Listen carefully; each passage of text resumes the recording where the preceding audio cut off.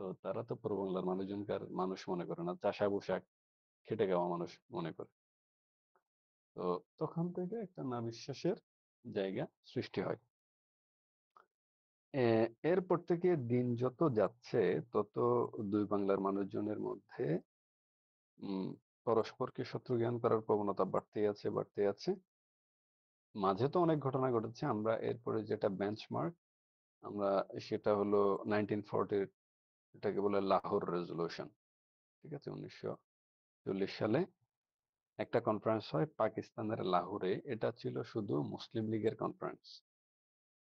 এই কনফারেন্সে সভাপতিত্ব যিনি করেছেন মোহাম্মদ আলী জিন্নাহ, আমরা সবাই তাকে চিনি, মোহাম্মদ আলী জিন্নাহ, যিনি পাকিস্তান আন্দোলনের অন্যতম নেতা এবং দ্বিজাতি তত্ত্বের জনক। তো আমরা দেখব যে 1940 সালে যে লাহোর রেজলিউশনটা হয়েছে, এই লাহোর রেজলিউশনে, বাংলায় বললে লাহোর প্রস্তাব, এটা আমাদের এখান থেকে পূর্ব বাংলা থেকে মুসলিম লীগের যে কমিউনিটি মানে ডেলিগেশনটা যায়, সেটা হলো সে শেরেবাংলা একে ফজলুল হকের নেতৃত্বে। এবং লাহোর প্রস্তাবটা শেরেবাংলা একে ফজলুল হকের মাধ্যমেই ওই কনফারেন্সে, ওই রাজনৈতিক সম্মেলনে লাহোর উত্থাপন করা হয়। আমরা মূল কথাটা একটু বোঝার চেষ্টা করি লাহোর রেজলিউশনের। তখন তো ব্রিটিশ ভারতের কিন্তু বাংলা, বর্তমান বাংলাদেশও একসাথে, ভারত এবং পাকিস্তান, এই তিনটা মিলিয়েই ব্রিটিশ ভারত। আমরা যদি ভারতের মানচিত্রের দিকে লক্ষ্য করি তাহলে দেখা যাবে যে ভারতের উত্তর পশ্চিমাঞ্চল, সেটা হচ্ছে পাকিস্তান, কাশ্মীর এবং পাঞ্জাবের কিছু অংশ, এগুলা নিয়ে ব্রিটিশ ভারতের উত্তর পশ্চিমাঞ্চল, তাই না? পাকিস্তানের অবস্থান তো মানে লোকেশন তো উত্তর পশ্চিমেই ভারতের। আবার বাংলার যে লোকেশন, অবস্থান, সেটা হলো ভারতের পূর্ব দিকে, মানে দক্ষিণ পূর্বে, পার্টিকুলারলি পূর্বে। এবং আমরা দেখব যে এই পূর্বের বাংলায়, বাংলা বলতে বর্তমান বাংলাদেশ, পূর্বের বাংলায় এবং উত্তর পশ্চিমাঞ্চলের যে ব্রিটিশ ভারতের জায়গা, সেখানে মুসলমানদের সংখ্যা বেশি। পাকিস্তান, কাশ্মীর, ওখানে মুসলমান অধ্যুষিত এলাকা। হিন্দু যে একেবারে ছিল না তা না, কিন্তু খুবই কম সংখ্যায়, আনুপাতিক হারে। আবার পূর্বেও, যে আমরা বর্তমান যে বাংলাদেশ, এখানেও কিন্তু মুসলমানদের সংখ্যা তুলনামূলকভাবে বেশি। মাঝে আবার ভারতে হিন্দুদের সংখ্যা অনেক বেশি।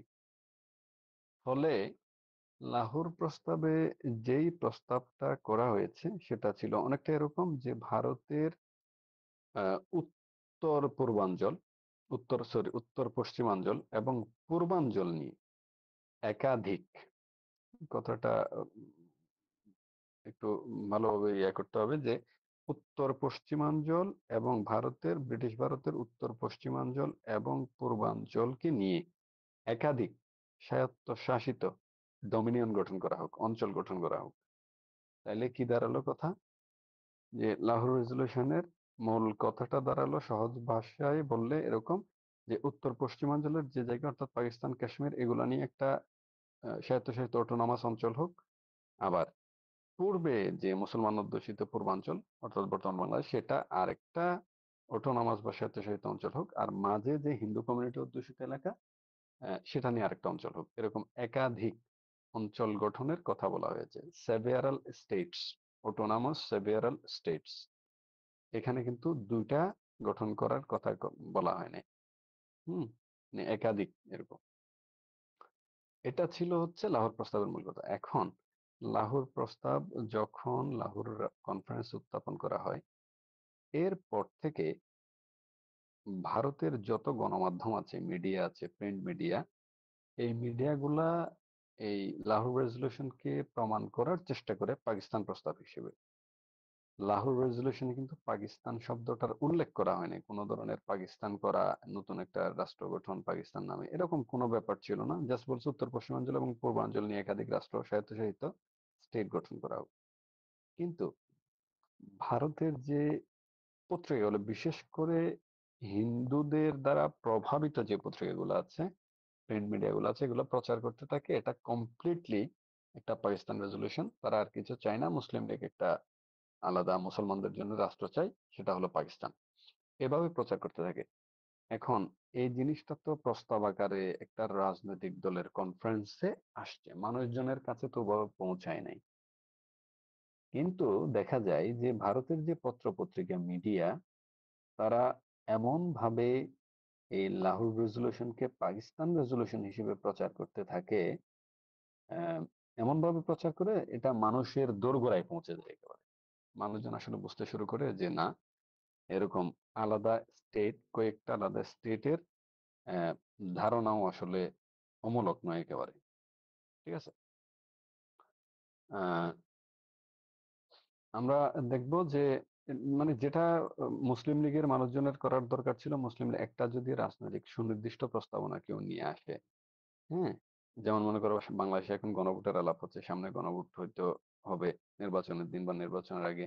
গণভোটের কি কি বিষয়গুলোর উপর গণভোট হবে, কিছু দল যাবে পক্ষে, কিছু দল যাবে বিপক্ষে, কিন্তু গণভোটের যে বিষয়গুলো আছে, বাইরে একটা হচ্ছে দ্বিকক্ষীয় আইনসভা হবে, সেখানে উচ্চকক্ষে পিয়ার থাকবে, নিম্নকক্ষে থাকবে না। এই জিনিসগুলো তো আর গ্রামের মানুষজন বুঝে না, তাই না? বা যারা পড়াশোনা করে না তারা বুঝে না। এটা তো একটা বোঝানোর দরকার আছে। মনে করো গণভোটের পক্ষে এখন জামাত, এনসিপি তারা পক্ষে ভোট দেওয়ার জন্য বলতেছে, আর গণভোটের বিপক্ষে ভোট না ভোট দেওয়ার জন্য বলতেছে বিএনপি। কিন্তু এই জিনিসটা তো মানুষের কাছে গিয়ে বোঝাইতে হবে কেন না, কেন হ্যাঁ।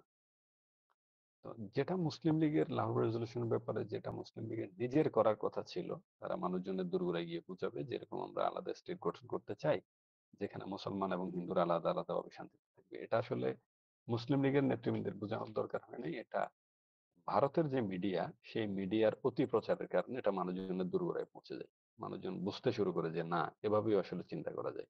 ঠিক আছে। মানে আমরা ভারতের মিডিয়ার চরিত্র এখন যে খুব ভালো হয়েছে তা না, এখন একই অবস্থা। আমরা দেখি না ময়ূক রঞ্জনের অবস্থা, যে গেল গেল বাংলাদেশ গেল, শেষ শেষ সব শেষ। তো এরকম উদ্দেশ্য প্রণোদিত ভাবে তারা এটা করে, বস্তুনিষ্ঠতার ধারও ধারে না। একটা সংবাদ মাধ্যম, একটা গণমাধ্যম, প্রিন্ট হোক ইলেকট্রনিক মিডিয়া হোক, তাদের কাছে জাস্ট যেটা ঘটেছে সেটা সামনে নিয়ে আসা, পক্ষপাত দুষ্ট না হয়ে। এটাকে বলে অবজেক্টিভিটি। এই জিনিসটা নাই তাদের, একেবারে সেই আগে থেকে, যখন থেকে মিডিয়ার উদ্ভব হয়েছে তখন থেকে নাই। তারা এখন লেগেসি বহন করতেছে। হ্যাঁ, আমরা 40-এ তাইলে লাহোর রেজলিউশন প্রস্তাবটা উত্থাপিত এবং পাশ হওয়ার পরে মুসলিম লীগের মধ্যে আমরা দেখব যে মুসলমান এবং হিন্দু কমিউনিটির মধ্যে জাতীয়তাবাদের যে চেতনা, ন্যাশনালিজমের যে চেতনা, সেটা আস্তে আস্তে গ্রো করতে শুরু করে। ন্যাশনালিজম জিনিসটা কি? ন্যাশনালিজম হচ্ছে, ওই সময় তো আর ন্যাশনালিজম ধারণার আকারে ছিল না। মানে মানুষজন কি ন্যাশনালিজম বুঝতো? তো মানুষজনের মধ্যে এই সেন্স বা বোধটা ছিল আর কি। ন্যাশনালিজম হচ্ছে কি, সহজ ভাষায় বললে আলাদা জাতি, আমরা আলাদা, আমাদের স্বার্থ। এই যে চিন্তা, এই চিন্তা প্রসূত যে অ্যাক্টিভিটিস, সেটাকে বলে ন্যাশনালিজম বা জাতীয়তাবাদ। মানে আমি আলাদা জাতি, যেমন মুসলমানরা ভাবতে শুরু করেছে ওই সময় আমরা আলাদা জাতি, আমাদের স্বার্থ আলাদা, হিন্দুদের সাথে থাকলে আমাদের স্বার্থ রক্ষিত হবে না বা আমরা দমন পীড়নের শিকার হব। আবার হিন্দুরাও মনে করতেছে এটা, যে আমরা আলাদা জাতি, আমাদের স্বার্থ আলাদা, তো মুসলমানদের আন্ডারে থাকলে বা তাদের অধীনে, তাদের সাথে থাকলে আমাদের দমন পীড়নের শিকার হইতে হবে বা আমাদের স্বার্থ রক্ষিত হবে না। তো এটা হচ্ছে জাতীয়তাবাদ। জাতীয়তাবাদ কিসের ভিত্তিতে গড়ে ওঠে? বিভিন্ন উপাদান এখানে কাজ করে জাতীয়তাবাদের ভিত্তি নির্মাণের ক্ষেত্রে। যেমন ধরো ল্যাঙ্গুয়েজ, যেমন আমরা বর্তমানে 1,47,570 বর্গ কিলোমিটার বা 56,000 বর্গ মাইলের মধ্যে বাংলাদেশে যে সমস্ত মানুষজন বসবাস করি, আমাদের সবার জাতীয়তা কি? বাংলাদেশি। কেন বাংলাদেশি? কারণ আমরা বাংলাদেশে বসবাস করি এক, দ্বিতীয়ত আমরা সবাই বাংলা ভাষায় কথা বলি এক, আমাদের খাদ্যাভ্যাস এক, কৃষ্টি, কালচার, হিস্ট্রিক্যাল এক্সপিরিয়েন্স সব এক, এই জন্য আমরা বাংলাদেশি। এটাই হচ্ছে জাতীয়তাবাদের ধারণা আর কি। তো আমরা ভারতের কাছ থেকে কেন আলাদা? কারণ তাদের হিস্ট্রিক্যাল এক্সপিরিয়েন্স একরকম, আমার একরকম। তাদের খাদ্যাভ্যাসের সাথে আমাদের প্রায় মিল থাকলেও বেসিক কিছু পার্থক্য আছে। আবার মনে করো ওখানে হিন্দুদের সংখ্যা বেশি, আমাদের এখানে মুসলমানদের সংখ্যা বেশি। ওখানে হিন্দিতে কথা বলে তারা বা বিভিন্ন অঞ্চল ভিত্তিক যে ভাষা সেটার কথা বলে, আমরা সবাই বাংলায় কথা বলি। এই সমস্ত অনুষঙ্গের নিরিখে, উপাদানের নিরিখে আমরা সবাই বাংলাদেশি। এটাই জাতীয়তাবাদ। আমরা দেখব 40-এ লাহোর রেজলিউশনের যে প্রস্তাব, এই প্রস্তাব উত্থাপনের পরে দেখা যায় বাঙালি কমিউনিটির মধ্যে, বাংলাদেশের মুসলমান কমিউনিটি, বিশেষ করে মুসলমান কমিউনিটির মধ্যে, আমরা বর্তমান যে বাংলা, এই বাংলার বাংলাদেশের মুসলমান,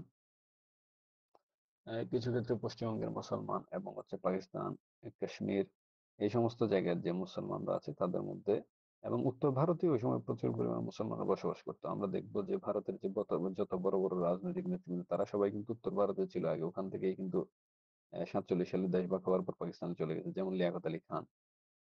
হ্যাঁ, ভারতের প্রথম প্রধানমন্ত্রী উত্তর ভারতের একজন অন্যতম বড় রাজনীতিবিদ ছিলেন, দেশভাগ হওয়ার পর চলে যায়।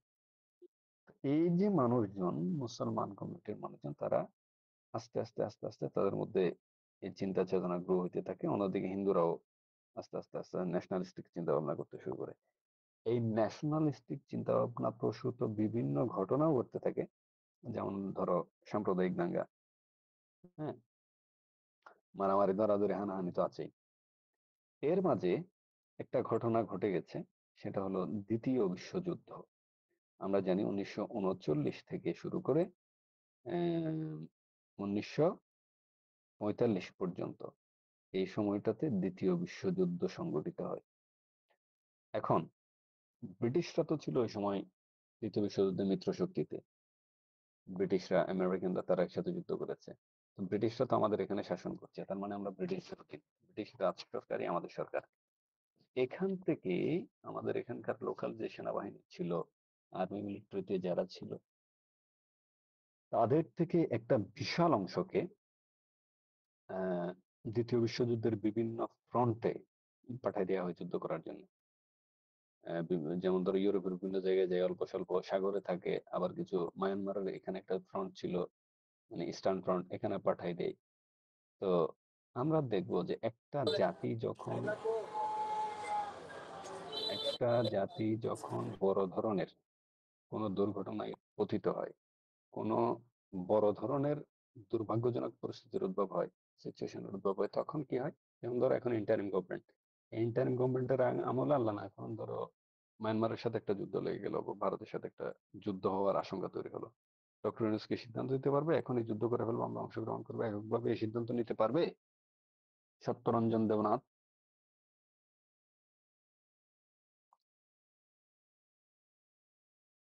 ঘুমায়। আনোয়ার, না স্যার, পারবে না। কেন পারবে না বলো তো আনোয়ার?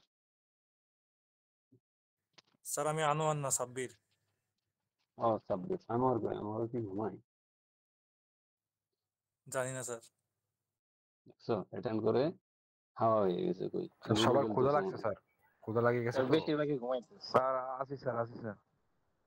কোথা লাগছে মানে 8টা বাজে কেউ খায় নাকি? খাবার শুরু হবে 9টার পরে, 9:30টার পর। স্যার খাবার পাওয়া যায় না হলে স্যার। ও আচ্ছা আচ্ছা, তাহলে আজকে না খেয়ে থাকলা, সমস্যা নেই। ওদের খাবার তো 8টায় শেষ হয়ে যায়। জি স্যার, জি স্যার, সমস্যা নেই স্যার, না খাইলে। ও আচ্ছা, তাহলে আমরা আহ দেখবো যে এটা আসলে এককভাবে সিদ্ধান্ত এভাবে নেওয়া যায় না, ঠিক আছে? কারণ রাষ্ট্রে একটা সরকার আছে, ঠিক আছে, সরকার যেমন একটা স্টেক, এর বাইরে আরো অনেক স্টেক আছে। ডক্টর ইউনূসের ইন্টারিম গভর্নমেন্ট, এর বাইরে বিএনপি আছে, জামাত আছে, বড় বড় রাজনৈতিক দলগুলো আছে, আবার মানুষজন তো সবাই এই রাজনৈতিক দলগুলোর অনুসারী, তাই না? তারপরে আরো বিভিন্ন গভর্নমেন্ট, নন গভর্নমেন্ট অর্গানাইজেশন আছে, এই সবগুলা মিলিয়ে আলাপ সালাপ করে একটা সিদ্ধান্তে আসবে সরকার। সবার সাথে আলাপ, সব স্টেকের সাথে আলাপ করবে, মিলিটারি আছে, আইন শৃঙ্খলা রক্ষাকারী বাহিনী আছে, সবার সাথে আলাপ করতে হবে যে আমরা এরকম একটা পরিস্থিতির উদ্ভব হয়েছে, এখন আমাদের করণীয় কি। সবার সম্মতির ভিত্তিতে একটা সিদ্ধান্ত আসবে সরকার, নাহলে কিন্তু সরকারকে সবাই জবাবদিহি করবে যে এটা আপনার এই রাইট কে দিছে যে ইচ্ছা মতো আপনি সিদ্ধান্ত নিচ্ছেন, ঠিক আছে? যেমন মনে করো এখন একটা ইন্টারিম গভর্নমেন্ট যে একটা জাতীয় ঐক্যমত কমিশন করছে, সংবিধান সংস্কারের কথা আসছে, পার্লামেন্টকে দুই কক্ষ বিশিষ্ট করার এই সেই প্রস্তাবনা কতগুলো আসছে না, জুলাই সনদ। তো এটা কি সরকার এককভাবে সিদ্ধান্ত নিয়ে কি বাস্তবায়ন করা সম্ভব? কখনোই সম্ভব না। এই জন্য তারা কি করেছে, বাংলাদেশের যত ক্রিয়াশীল রাজনৈতিক সংগঠন আছে সবগুলাকে ডেকে একের পর এক মিটিং করে তারপর একটা সিদ্ধান্ত আসছে, জুলাই সনদ বা জুলাই চার্টার এটা ডেভেলপ করছে। এরকম আমরা দেখব, যখন দ্বিতীয় বিশ্বযুদ্ধ শুরু হয়ে যায়, তখন ব্রিটিশ সরকার কারোর সাথে, এখানকার তো সবচেয়ে বড় দুটো রাজনৈতিক দল হচ্ছে ইন্ডিয়ান ন্যাশনাল কংগ্রেস এবং হচ্ছে অল ইন্ডিয়ান মুসলিম লীগ, তাদের সাথে অন্তত আলাপ করা দরকার ছিল না? মানুষজন তো সবাই তাদের দুই দলকে সাবস্ক্রাইব করেছে, মুসলমানরা বেশি হচ্ছে মুসলিম লীগকে, আর হিন্দুরা বেশি হচ্ছে অল ইন্ডিয়া ন্যাশনাল কংগ্রেসকে। কংগ্রেসে মুসলমানরাও ছিল বা মুসলিম লীগে হিন্দুরাও ছিল। তো তাদের সাথে তো আলাপ-সালাপ করে একটা সিদ্ধান্তে আসা দরকার ছিল। কিন্তু তারা কিছুই জানে না। তাদের সাথে কোনো আলাপই করা হলো না, অর্থাৎ তাদের কোনো পাত্তাই দেয়া হলো না। ইচ্ছা মতো নিজেরা এখান থেকে মিলিটারিতে আমাদের এখানকার সৈন্যদেরকে রিক্রুট করা শুরু করছে। ঠিক আছে? ফলে রাজনৈতিক দলগুলোর মধ্যে একটা শঙ্কা তৈরি হয়েছে এবং মারাত্মক ক্ষোভের সৃষ্টি হয়েছে যে কি হইল এটা? মানে আমরা আসলে আম ক্রিয়াশীল রাজনৈতিক সংগঠন ২ টা আমাদের সাথে কারো কোনো আলাপ না করে, কারো সাথে আলাপ না করে তারা ইচ্ছামত এখান থেকে সৈন্য রিক্রুট করছে। এটা তারা বেশ প্রতিক্রিয়া দেখাইছে। অন্যদিকে আমরা দেখব যে আমাদের এখানকার তখন তো ওই যে ন্যাশনালিজমের চিন্তা থাকে। তো তখন সারা পৃথিবীব্যাপী যে সমস্ত কলোনি ছিল এগুলো আস্তে আস্তে গোটাই নিতে থাকে। ফ্রান্স তাদের কলোনি গোটাই নিতেছে আস্তে আস্তে আফ্রিকা থেকে, লাতিন আমেরিকা থেকে। পর্তুগিজরা তাদের গুলা গোটাই নিতেছে। তো ওই সময় কলোনি বিরোধী বা উপনিবেশ বিরোধী একটা চিন্তা ভাবনা মানুষের মধ্যে আস্তে আস্তে ডেভেলপ করতে থাকে। মানুষ সবাই উপনিবেশ বিরোধী হয়ে যায়। ওই সময় আন্দোলন চলছে, তীব্র অসহযোগ আন্দোলন। আবার হচ্ছে তোমার স্বদেশী পণ্য আন্দোলন চলছে, মানে বিদেশি পণ্য বর্জন করার আন্দোলন। ব্রিটিশদের কোনো প্রোডাক্ট তখন এখানে ইউজ করা হতো না। ঠিক আছে? ফলে তারা এখানে ব্যবসা বাণিজ্য ঠিকঠাক মতো করতে পারছিল না এবং প্রচন্ড পরিমাণে এখানকার রাজনৈতিক সংগঠন সহ রাজনৈতিক সংগঠনে যারা সাবস্ক্রাইব করেছে এখানকার জনগণ, মানুষজন সবাই ব্রিটিশদের এগেইনস্ট আস্তে আস্তে আস্তে আস্তে তীব্রভাবে আন্দোলন শুরু করতে থাকে। তো আমরা দেখবো যে এখানে চট্টগ্রাম 1930 সালে সূর্য সেনের ফাঁসি হয়। বিক্ষিপ্তভাবে বেশ কিছু আন্দোলন হয়। এটা এরকম অনেকগুলা ঘটনা আছে, তো এগুলো আমরা আলাপ করতে পারছি না। মানে মেজর মোটা দাগে যে সমস্ত ঘটনা আছে হিস্ট্রিক্যাল বেঞ্চমার্ক এগুলো আলাপ করছি, এই জন্য এইসব কথা আলাপ আসছে না ছোটগুলা। তো আমাদের এখানে দেখবো 1930 20 থেকে 30 এই সময়টা ছিল খুবই নাজুক একটা সময়। এই সময়টাতে প্রচন্ড পরিমাণে ব্রিটিশদের এগেইনস্টে আন্দোলন সংগ্রাম হতে থাকে। এর মধ্যে আমরা দেখবো আমাদের ইলা মিত্র, ক্ষুদিরাম, প্রফুল্ল চাকি তারা কি করছে ব্রিটিশদের এগেইনস্টে বিভিন্ন জায়গায় গিয়ে তাদের আর্সেনাল লুণ্ঠন করা, ব্রিটিশ যে বিভিন্ন রাজকর্মচারী এবং অফিসাররা আছে তাদেরকে হত্যা করা, গোপন মিশনে হত্যা করা, হ্যাঁ, অস্ত্রাগার লুট করা, এই সমস্ত কর্মতৎপরতায় তারা প্রচন্ড পরিমাণে জড়িত হয়ে গেছিল ওই সময়। এবং ব্রিটিশরাও আস্তে আস্তে বোঝা শুরু করছে যে না, এখানে আমাদের আসলে আর বেশি দিন কলোনি টিকায় রাখা সম্ভব না। কলোনি তো করে মানুষ তাদের লাভের জন্য, ব্রিটিশরা এখানে কলোনি করছে তাদের লাভের জন্য।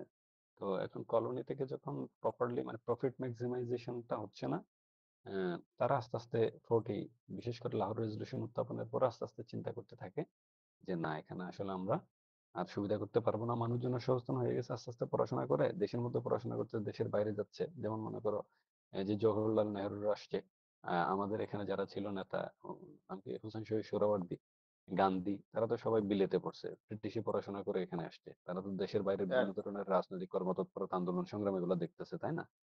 তারা এখানে এসে সেই একই ধারার জাতীয়তাবাদী আন্দোলন শুরু করেছে।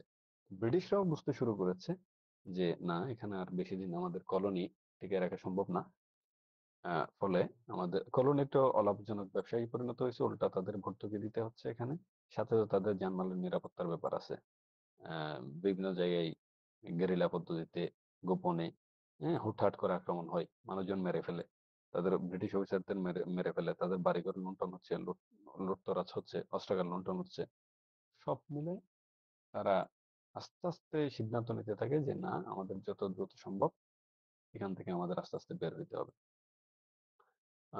অন্যদিকে আমরা দেখব যে দ্বিতীয় বিশ্বযুদ্ধের এখানে একটা ইম্প্যাক্ট আছে। দ্বিতীয় বিশ্বযুদ্ধে তো মনে করো মিত্র শক্তিতে ব্রিটিশরা খুব হাইলি ইনভলভ ছিল, আমেরিকাও ইনভলভ ছিল, কিন্তু আমেরিকার তো অত বেশি আর্থিকভাবে ক্ষতিগ্রস্ত হয় নাই যতটা হয়েছে ব্রিটেনরা। তো সব মিলাই যুদ্ধকালীন পরিস্থিতি বিবেচনা এবং দেশের অভ্যন্তর অর্থাৎ ব্রিটিশ ভারতের অভ্যন্তরের মানুষজনের মন মানসিকতা, ন্যাশনালিস্টিক অ্যাপ্রোচ এবং রাজনৈতিক কর্মসূচি ও তার বাস্তবায়ন, এগুলা দেখে তারা গোটাতে শুরু করে এবং তারা 44 এর দিকে গিয়ে ঘোষণা করে যে এটা ওপেনলি যে আমরা আর এখানে বেশি দিন আমাদের কলোনি আমরা টিকাই রাখবো না। এটা নিয়ে তারা বিভিন্ন রাজনৈতিক দলকে ডাকে, তাদের সাথে আলাপ সালাপ করে যে আমরা কিভাবে কিভাবে ক্ষমতা হস্তান্তর করতে পারি। তো দফায় দফায় বৈঠক হয় এখন, যে যেরকম ঐক্যমত কমিশনের বৈঠক হইতেছে ইন্টারিম গভর্নমেন্টের সাথে, এরকম একবার কংগ্রেসের সাথে, একবার তার নাম কি মুসলিম লীগের সাথে, এরকম।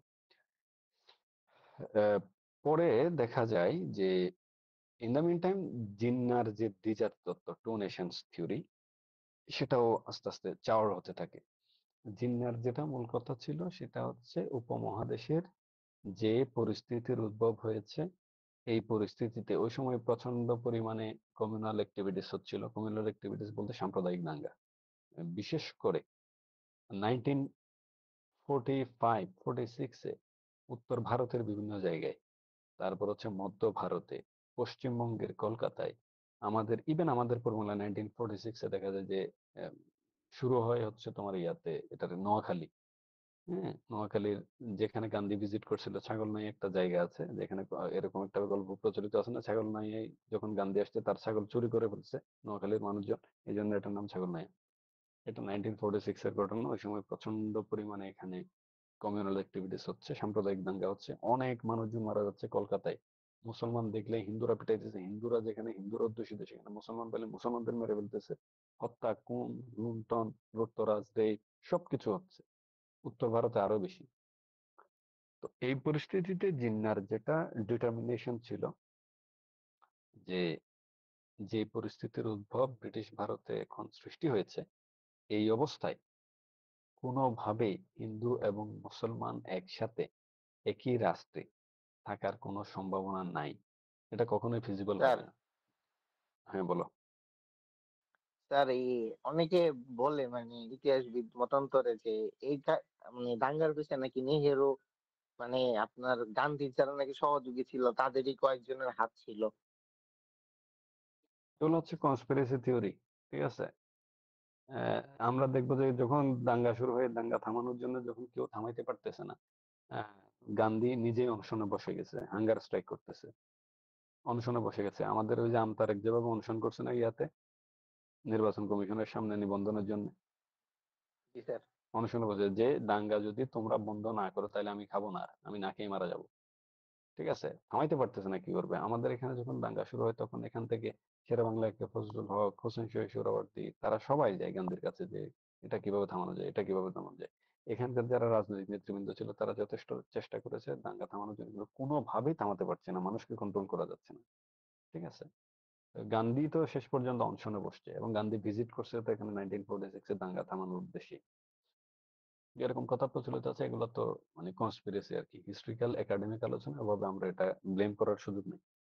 যাই হোক, আমরা দেখব যে ওই সময় জিন্নার যেটা ডিটারমিনেশন ছিল, জিন্নার যেটা থিসিস, সেটা হচ্ছে আহ, যে অবস্থা বর্তমানে সৃষ্টি হয়েছে, মানুষের মন মনন যেভাবে ডেভেলপ করেছে, ভারতের হিন্দুদের এবং হচ্ছে পাকিস্তান বা বাংলাদেশ, বর্তমান বাংলাদেশ, এই সমস্ত জায়গার যে মুসলমানদের যে চিন্তা ভাবনা ডেভেলপ হয়েছে, এখানে আসলে হিন্দু আর মুসলমান একসাথে একটা রাষ্ট্রে শান্তিপূর্ণ মানে পলিটিক্যাল কোএক্সিস্টেন্স কখনোই সম্ভব না। এই জন্য উনি বলেছেন এটাকে দুইটা রাষ্ট্রে বিভক্ত করতে হবে। হ্যাঁ, এবং ব্রিটিশদের সাথে যে মুসলিম লীগের দফায় দফায় আলোচনা, এখানে উনি দুইটা রাষ্ট্রের কথাই উল্লেখ করেছেন। এটাকে টু নেশনস থিওরি বলে। যদিও লাহোর প্রস্তাবে বলা হয়েছিল, আমি আগেই বলেছি যে বারবার একটা কথা, যে সেভিয়ারাল স্টেটস, অটোনমাস সেভিয়ারাল স্টেটস, একাধিক। হ্যাঁ, মানে একাধিক, মানে এটা তিনটার কথা ইঙ্গিত করা হয়েছিল, বিশেষ করে মানে ব্রিটিশ ভারতের উত্তর পশ্চিমাঞ্চল এবং পূর্বাঞ্চল, অর্থাৎ বাংলাদেশ, পাকিস্তান, ভারত, এরকম তিনটা জায়গা হোক। মানে আমি তো এখন নাম ধরে বলছি, ওই সময় তার নাম ধরে বলে নাই, অঞ্চল ভিত্তিক বলছে, তিনটা অঞ্চল হইতে পারে। কিন্তু জিন্না এখানে তার যে প্রস্তাবনা, ব্রিটিশদের সাথে তার যে আলাপ, সেখানে টু নেশনস বলেছেন উনি, সেভারাল স্টেটস এর কথা বলেন, উনি বলেছেন টু নেশনস বা টু স্টেটস স্পেসিফিক্যালি। তাইলে এখান থেকে আসলে দ্বিজাতি তত্ত্বের ব্যাপারটা সামনে আসে, যে জিন্নাহ এন্ড গং, অর্থাৎ মুসলিম লীগ বোঝানোর মানে ব্রিটিশদেরকে এটা এই জায়গায় কনভিন্স করতে সক্ষম হয় যে এখানে রাষ্ট্র হবে দুইটা, একটা মুসলমানদের জন্য পাকিস্তান, আর একটা হিন্দুদের জন্য ইন্ডিয়া, ভারত। ঠিক আছে। তো ওই সমস্ত জায়গা থেকে ব্রিটিশরাও ডিটারমাইন্ড হয় যে এখানে রাষ্ট্র হবে দুইটা, একটা হবে পাকিস্তান, একটা হবে ইন্ডিয়া। প্রশ্নটা ওঠে বাংলাদেশকে নিয়ে, বাংলাকে নিয়ে, বঙ্গ। এই বাংলা তখন তো পশ্চিমবঙ্গ এবং পূর্ববঙ্গ, বর্তমানে আমরা যেটা বাংলাদেশ এবং বর্তমানে যেটা পশ্চিমবঙ্গ, হ্যাঁ, কলকাতার যেটা রাজধানী, এই দুটাকে একত্রিত অবস্থায় ভারতের সাথে যুক্ত করবে, এই দুটাকে নাকি এই দুটাকে একত্রিত অবস্থায় পাকিস্তানের যুক্ত যুক্ত করবে, নাকি এই দুটাকে ভাগ করে পশ্চিমবঙ্গ ভারতের সাথে, পূর্ববঙ্গ বা বর্তমান বাংলাদেশ পাকিস্তানের সাথে, এরকম তিনটা প্রস্তাবনা সামনে আসে। ঠিক আছে, তিনটা প্রস্তাবনা কি রে? আল মামুন হুসাইন,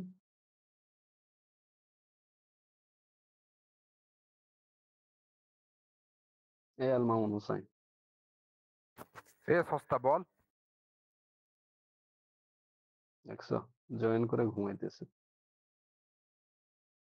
আল্লাহ আল্লাহ, এই জন্য অনলাইন ক্লাস জয়েন করে তারপরে ঘুম। Sarur ID 218. অ্যাটেন্ডেন্স বাদ নাকি? জি স্যার, স্যার সবাই এমন স্যার, ক্লাস টেস্ট করে দেয়। হ্যাঁ স্যার, ওর অ্যাটেন্ডেন্সটা বাদ দিয়ে দিন। জি স্যার, যে দিবেন তারটা বাদ। ওকে, আমরা এখানে সুনির্দিষ্ট তিনটা প্রস্তাবনার কথা বলেছি। একটা হলো বাংলাকে কেন্দ্র করে, 1947-এ যখন দেশটা ভাগ হচ্ছে তখন বাংলাকে কেন্দ্র করে তিনটা সুনির্দিষ্ট প্রস্তাবনার কথা আমরা বলছি। একটা হলো দুই বাংলাকে একত্রিত অবস্থায়, আমি বাংলা বলতে একত্রিত দুটো বাংলার কথা বলছি, বর্তমান বাংলাদেশ এবং পশ্চিমবঙ্গ। দুই বাংলাকে একত্রিত অবস্থায় বাংলা ভারতের সাথে যুক্ত হবে, নাকি দুই বাংলা একত্রিত অবস্থায় পাকিস্তানের সাথে যুক্ত হবে, নাকি দুই বাংলা বিভক্ত হয়ে এক পার্ট ভারতের সাথে আরেক পার্ট পাকিস্তানের সাথে যুক্ত হবে। এ ধরনের তিনটা আলাপ সামনে আসে। বিএম লামিসা রসুল বলতো।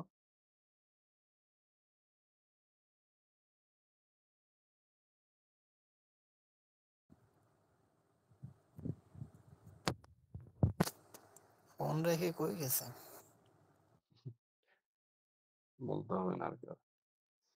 তাহলে তখন দেখা যায় যে জিন্নাহ এবং আহ, মুসলিম লীগের আলাপটা হচ্ছে এরকম, মুসলিম লীগের প্রস্তাবনা বা দাবিটা এরকম, দুই বাংলাকে দুই বাংলাকে একত্রিত অবস্থায় কিসের সাথে যুক্ত করা হোক? পাকিস্তানের সাথে যুক্ত করা হোক। আবার কংগ্রেসের প্রস্তাবনা হচ্ছে না, বাংলাকে ভাগ করা যাবে না, দুই বাংলা একত্রিত অবস্থায় ভারতের সাথে যুক্ত হোক। ঠিক আছে, প্রথম দিকে ইনিশিয়ালি প্রস্তাবনাটা ছিল এরকম, বাংলাকে ভাগ করার কোনো দরকার নেই, দুই বাংলা একত্রিত অবস্থায় পাকিস্তানের দিকে যুক্ত হোক, এটা হচ্ছে মুসলিম লীগের চাওয়া। আবার হচ্ছে কংগ্রেসের চাওয়া হচ্ছে দুই বাংলা একত্রিত হয়ে ভারতের সাথে যুক্ত হোক, এরকম। এ- এটা ছিল হচ্ছে প্রথম দিকের প্রস্তাবনা। কিন্তু বাংলায় 1946-এর শুরু থেকে যে পরিমাণ দাঙ্গা হচ্ছে, একের পর এক গ্রাম জ্বালাই দেওয়া, একের পর মুসলমান যেখানে পায় হিন্দুদেরকে মারছে, হিন্দুরা মুসলমানদেরকে মারছে, এবং সেটা প্রচন্ড পরিমাণে বাজেভাবে, এক কমিউনিটি আরেক কমিউনিটি আঘাত করছে, এরকম একটা অবস্থা। এটা শুধু দাঙ্গা বলতে এখানে রেপ, লুণ্ঠন, ধর্ষণ সবকিছু হচ্ছে, মারামারি, কাটাকাটি, জান কেড়ে নেওয়া, সব ধরনের একেবারে। ফলে দেখা যায় যে দুই বাংলা একত্রিত ভাবে কোনো একটা পার্টের সাথে যুক্ত হওয়ার মতো পরিস্থিতি আস্তে আস্তে নষ্ট হতে থাকে। তখন আরেকটা আলাপ সামনে আসে, সেটা হলো যে বাংলাকে ভাগ করা হোক। একটা, যেহেতু বাংলা ভাগ হওয়ার আরেকটা হিস্ট্রিক্যাল রেকর্ড আছে, 1905 সালেও যেহেতু বাংলা একবার ভাগ হয়েছে, হিস্ট্রিক্যাল এক্সপেরিয়েন্স আছে।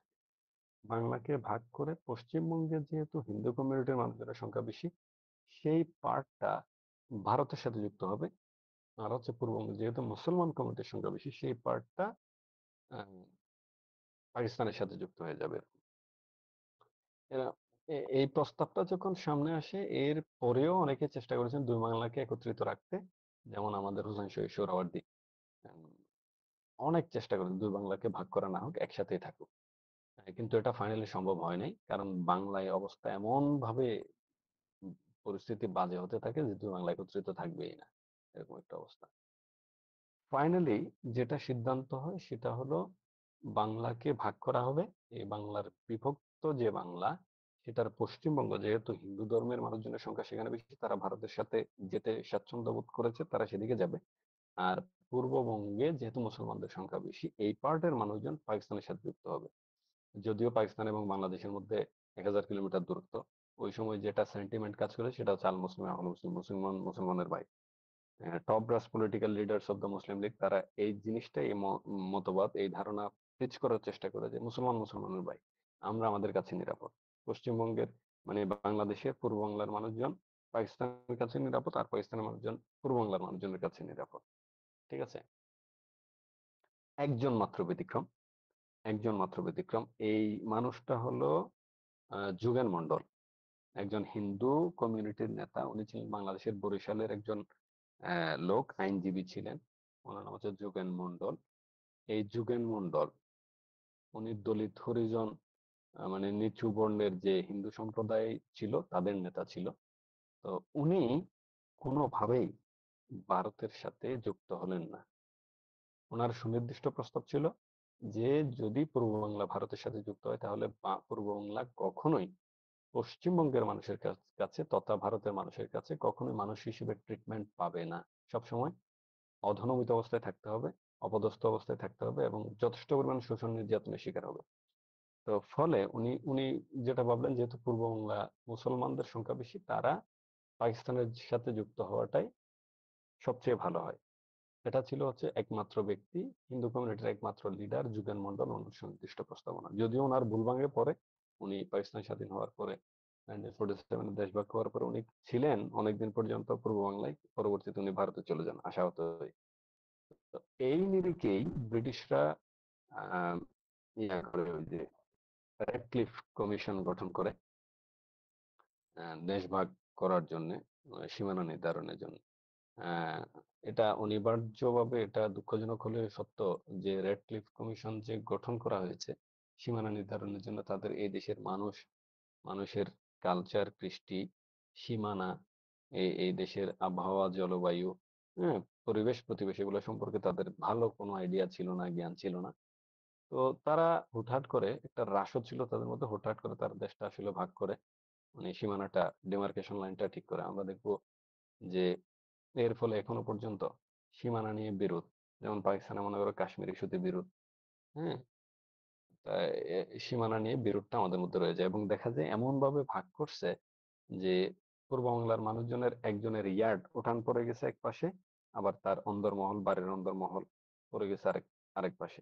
ঠিক আছে, এমন ভাবে ভাগ করছে যে ব্রিজের অর্ধেক চলে গেছে ওদিকে, আরেকটা চলে আসছে এদিকে, অর্ধেক পাকিস্তান, অর্ধেক বাংলাদেশ, ভারত, এরকম হয়ে গেছে। আমরা যদি দেখি যে ট্রেন টু পাকিস্তান, এটার নাম, তারপর গাদ্দার, এই যে কৃষ্ণচন্দ্রের বই আছে, ছোট ছোট বই, এগুলো হচ্ছে দেশভাগের ইতিহাস নিয়ে লেখা বই, আর খুবই ছোট, চাইলে পড়তে পারো, গাদ্দার, কৃষ্ণচন্দ্র। আহ ওখানে আমরা দেখবো যে দেশভাগের যে পরিণাম, সেটা কি পরিমাণ এফেক্ট করেছে পাকিস্তান, ভারত এবং বাংলাদেশের মানুষকে। তো এভাবেই তারা আসলে সীমানাটা ভাগ করে, আনফরচুনেটলি, এবং খুবই অপরিকল্পিতভাবে এই সীমানাটা ভাগ করা হয়। এখানে তো তাও অন্তত মোটামুটি একটু হইছে। তোমরা দেখবা যে আফ্রিকার মানচিত্রটা আজকে একটু অনলাইনে সার্চ করে দেখো কেমনে ভাগ করছে। জ্যামিতি, মানে একদম জ্যামিতিক ডিমার্কেশন নাই। একটা চতুর্ভুজের মতো, দেশের সীমানা চতুর্ভুজের মতো, ত্রিভুজের মতো, ট্রাপিজিয়ামের মতো, জাস্ট লাইন টানছে বসে, বুঝছো? সবাই মিলে বসছে।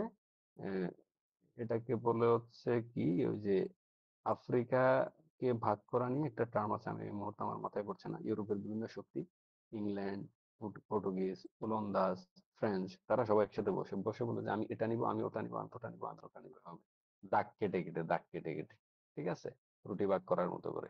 ওখানে দেখবো যে সব জ্যামিতিক মাপ, সব একেবারে এদিক ওদিক নাই, বাঁকা টাকা নেই। বাংলাদেশের মানচিত্র তো অনেক বাঁকা, ভারতের মানচিত্র, পাকিস্তানের মানচিত্র মোটামুটি বাঁকা টাকা আছে, ওখানে এগুলোও নাই। একদম মানে চতুর্ভুজ, রম্বস, ত্রিভুজ, এরকম। এই জন্য ওখানে ঝামেলাও এরকম বেশি।